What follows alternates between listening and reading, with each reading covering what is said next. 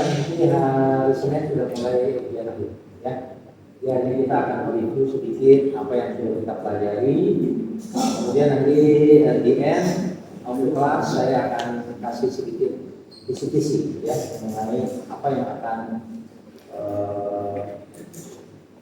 nanti ada dalam ujian. Jadi kalau kita ingat bahwa kalau kita mempelajari mata kuliah hubungan industrial, berarti kita mempelajari masalah. Ayo pasti nggak tahu. Ya, jadi kalau nanti suatu saat ya kalian lulus, kemudian kalian menjabat nanti jadi manajer HRD, jadi inilah yang akan kalian tangani, ya akan kalian hadapi dari hari ke hari, ya yaitu permasalahan mengenai seputar masalah tenaga kerjaan, peraturan pemerintah, ya kemudian masalah perselisihan dan lain-lain. Ya.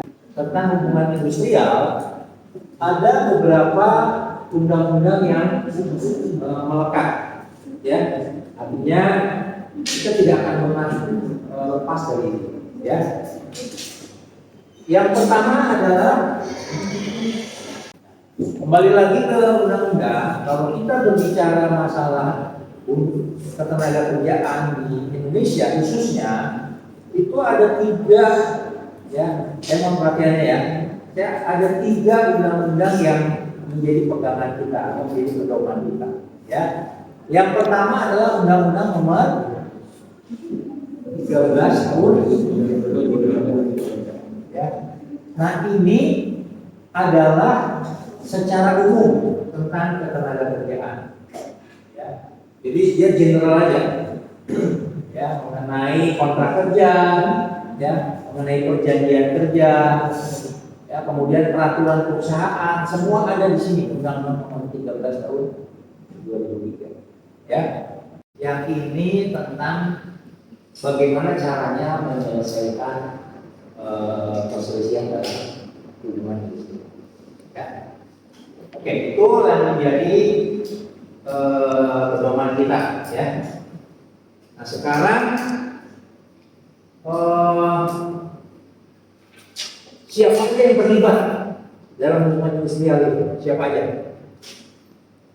Masih ingat nggak? Pengusaha, ya, pengusaha, ya, pengusaha, ya, yang terlibat.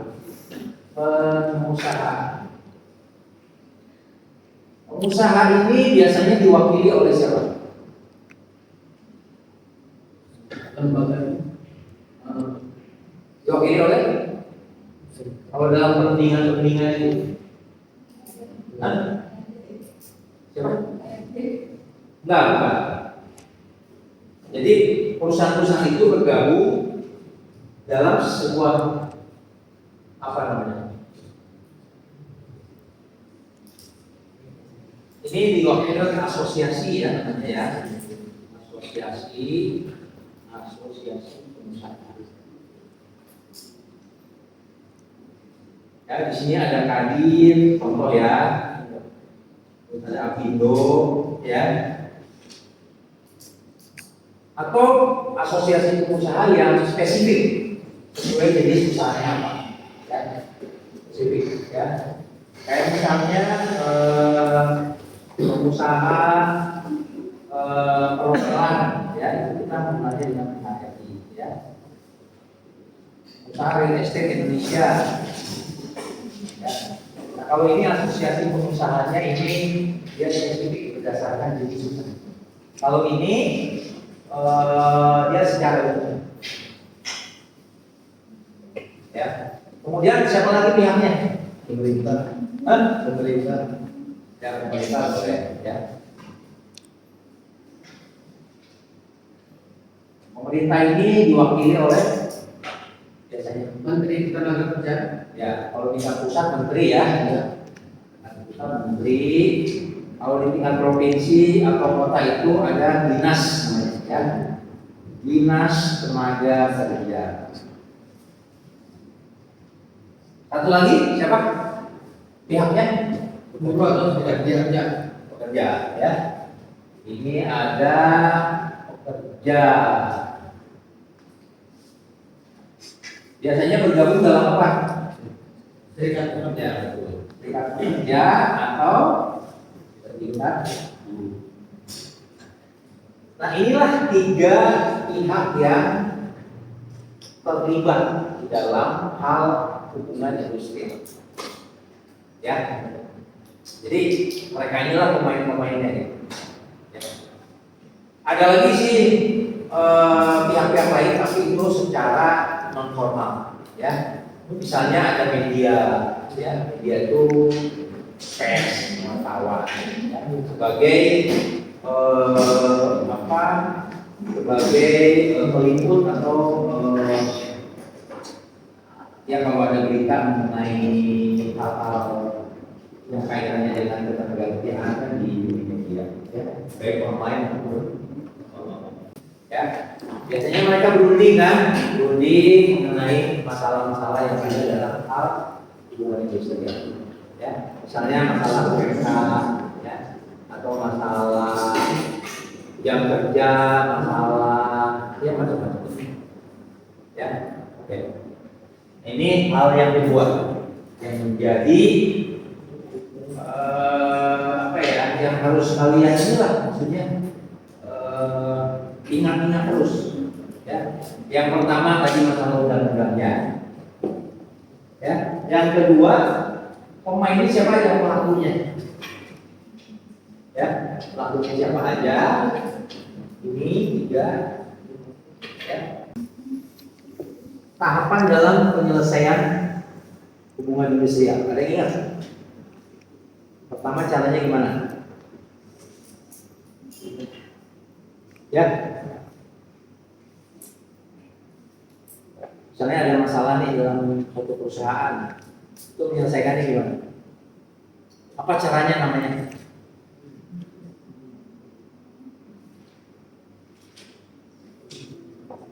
Mediasi. Bukan, sebelum itu. Sudah betul sih itu, sebelum itu. Masih dua pihak ya. Musyawarah. Bukan, namanya apa?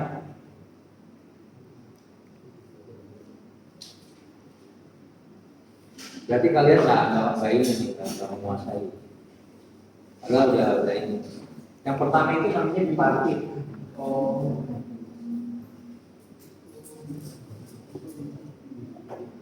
Ya, ini adalah langkah pertama dalam hal penyelesaian masalah ini. Jadi masih antara karyawan dengan majikan aja.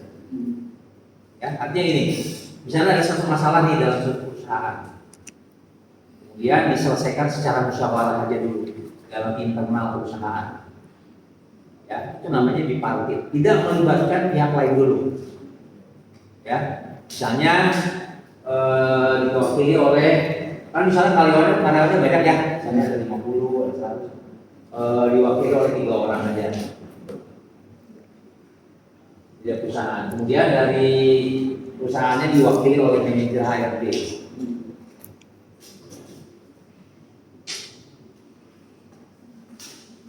Ini berunding lagi.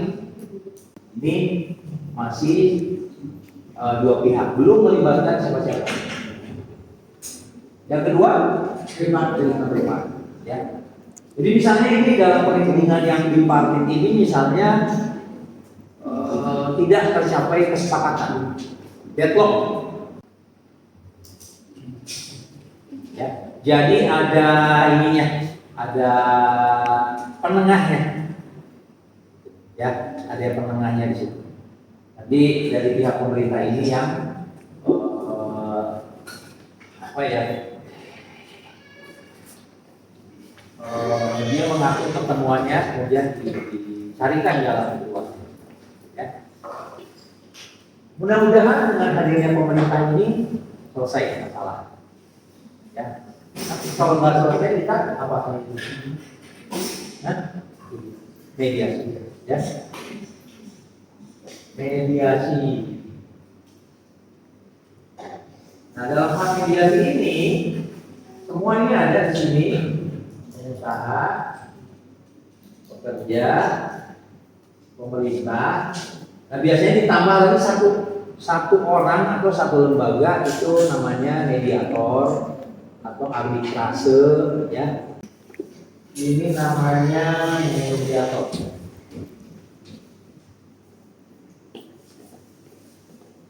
Di sini depok lagi, jadi gimana? Ini terakhir, ya. Nah, kalau di sini semua ada, ya, tapi ditambah mungkin ya, nanti si pekerjanya mungkin diwakili oleh seorang pengacara, ya, atau nanti si perusahaannya juga diwakili oleh kuasa hukum. Ya. Nah, kalau sudah di pengadilan, ini ya seperti pengadilan biasa aja, ada hakim, ya, ada jaksa, ada pengacara.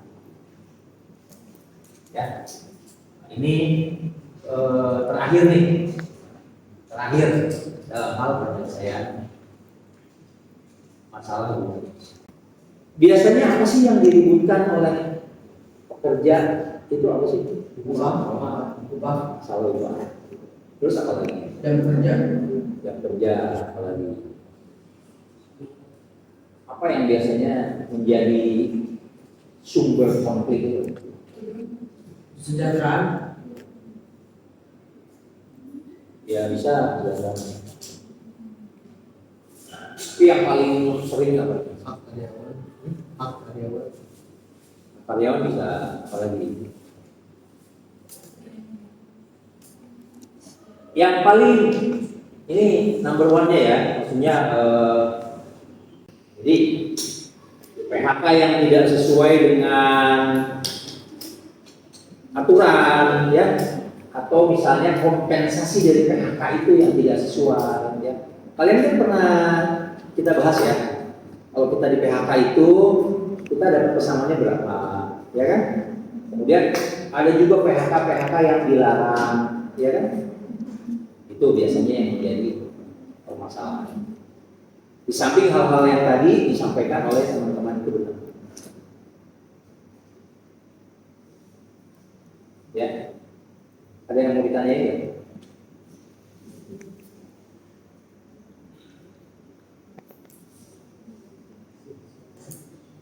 Jadi kalau kita berbicara masalah hubungan industrial, berarti yang bukan yang lain nggak penting ya, tapi 3 hal tadi yang saya sampaikan itu yang memang harus kalian benar-benar pahami. Ya. Yang pertama